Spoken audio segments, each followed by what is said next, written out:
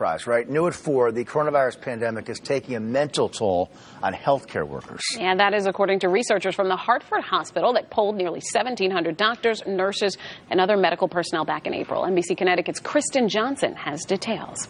This is taking its toll. The study of 1,700 medical professionals across the country reveals half reported at least one serious psychiatric symptom. As we head into the second wave, we're exhausted and tired. During a roundtable discussion hosted by Hartford HealthCare today, 2 of its doctors shared their experiences with an emerging aspect of this crisis, the mental toll it's taken on frontline workers. We are impacted by this. I mean, it's a reason why a letter was put out to the governor around, encouraging shutdowns. 33% of respondents reported intense anxiety, while 17% had severe depression and 14% reported suicidal thoughts. Dr. Jennifer Ferrand helped author the study. We were surprised that almost 40% of our sample had serious or clinically significant symptoms of anxiety and depression. As frontline workers, sometimes we expect ourselves to be invincible, and we're not invincible. We need help and support like everyone else.